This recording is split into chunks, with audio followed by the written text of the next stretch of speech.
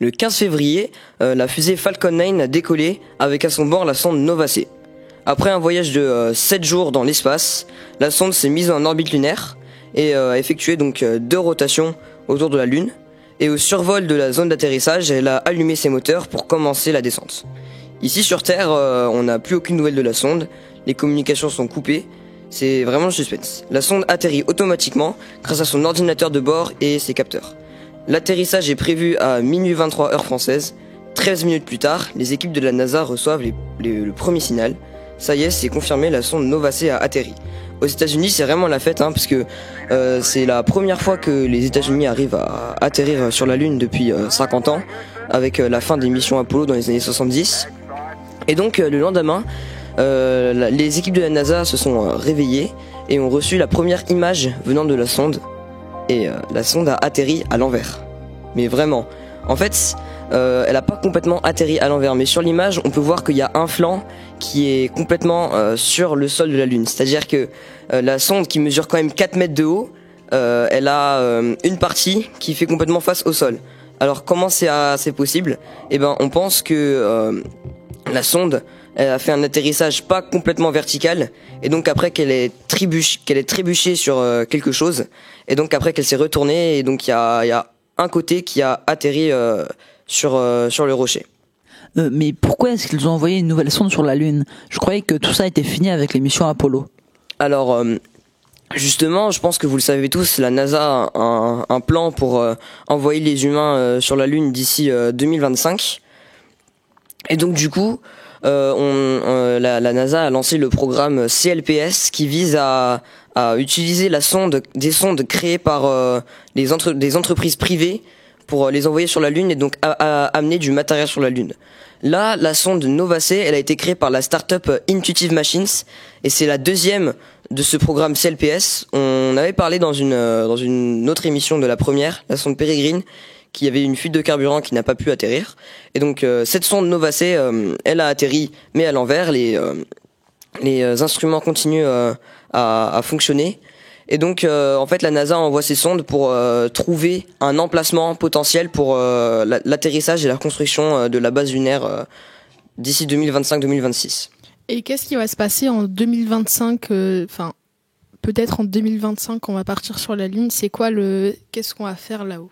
Alors en 2025, il est prévu qu'on envoie une capsule avec 3 personnes à l'intérieur qui fera le tour, qui fera le tour de la Lune. C'est-à-dire, il va faire une orbite de la Lune et il va revenir sur Terre. Ça, c'est juste pour tester la capacité du coup de la capsule.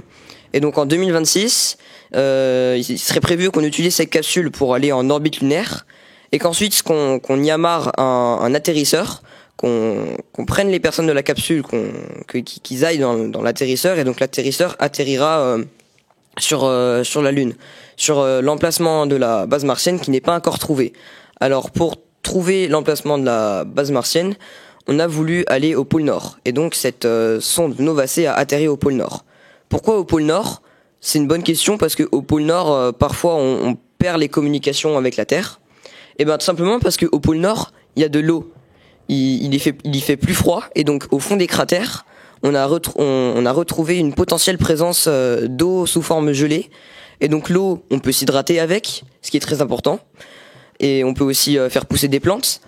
Mais on peut aussi utiliser un procédé chimique qui va transformer cette eau en hydrogène et en oxygène. L'hydrogène et l'oxygène, c'est les 2 composés principaux du carburant de fusée. Carburant de fusée qui pourrait potentiellement nous ramener sur Terre ou même envoyer des vaisseaux sur Mars. Donc c'est plutôt intéressant de trouver de l'eau. Et avec quelle fusée elle a été envoyée cette sonde ? C'est la fusée Falcon 9 de SpaceX. En ce moment, c'est celle qui a fait le plus de lancements. C'est la moins chère, donc ils ont pris celle-là. Et ce programme, est-ce qu'il est 100% américain ou il pourrait y avoir les astronautes seront tous américains Alors, justement, non.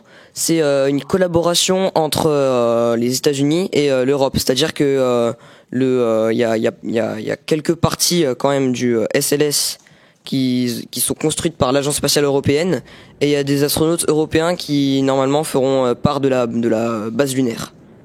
Mais pour ce test avec les 3 personnes, si la mission échoue, qu'est-ce qui va advenir de ces 3 personnes là?